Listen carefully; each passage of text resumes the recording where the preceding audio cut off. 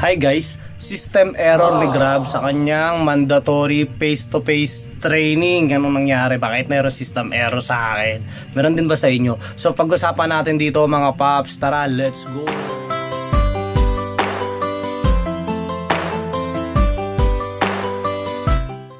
So yun nga mga ka-Grab, so last year pa, 2 years ago, so I don't remember yung exact year na si Grab nag-implement siya ng face-to-face mandatory training para sa ating mga Grab riders.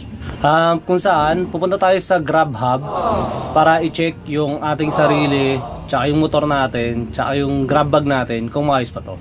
Kung saan sa motor natin, merong 8 na i-check doon, which is very important. First is 4CR.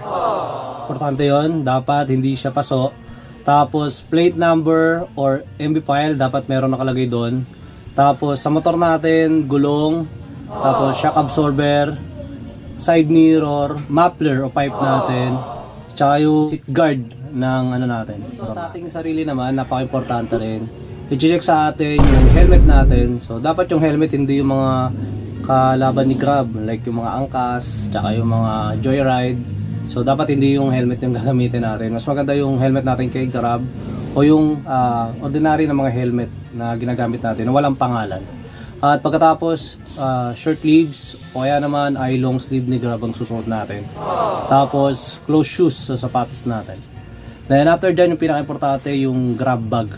Yun. So yung Grab bag dapat presentable siya, malinis siya. So kung hindi kayo confident sa bag nyo, so mas maganda meron kayong 2,000 para bumili na tayo doon. Kasi maraming bumabagsak doon sa Grab, lalo na kung sira na, bulok na, parang madumi na tignan. So kung kaya pa naman linisin, so pwede natin yung linisin. So yun, yung Grab bag. Also yung pangatlo naman sa mandatory training na yan, kailangan natin ipasa yung assessment training.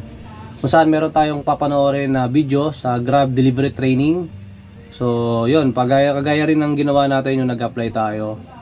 Yun, so meron tayong papanoorin, tapos meron tayong mga sasagutan doon. So yun, kailangan natin ipasa yung assessment na yun.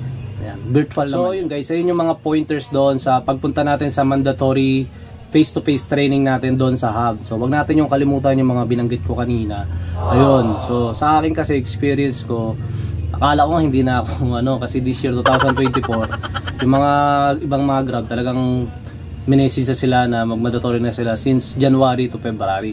So ako, minessage ako ni Grab March 4, Friday yun. So nagulat ako gabi alas 12. So syempre ako, kumuha na ako ng schedule na March 15. Ayun, so kumuha na ako March 15, tapos alas 4 na ng hapon para hindi ako malate. So ang nangyari, so yun na, meron na ako, nasa mindset ko na March 15 ako, nag-prepare na ako, pinaano ko na yung ORCR, nice ko na yung motor ko. Then itong March 10, nag-receive sa akin si Grab na, oh, your account is restrict dahil hindi ka umattend ng mandatory face-to-face training, which is March 10 pa lang yun. So March 15 pa yung schedule ko.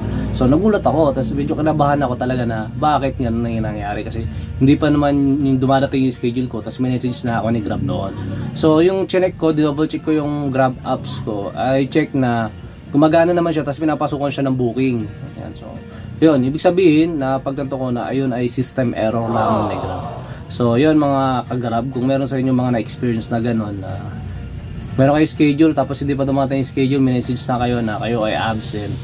Ayun, so yan, so ignore lang natin yun. That is obvious na system error siya. So okay, mabahala, basta ano lang natin, yung schedule natin, puntahan talaga. So yun guys, so the purpose of this video, yun nga, sa mandatory training ni Grab face to face. So kung na-experience rin yung na-experience ko na yun, pero ay schedule, di pa dumadating, tapos minessage sa kayo na kayo ay absent. So just ignore yung message na yun. Basta i-double check natin yung account natin na normal naman siya, pinapasukan siya ng booking. So yun, so mag-focus lang tayo para sa schedule natin.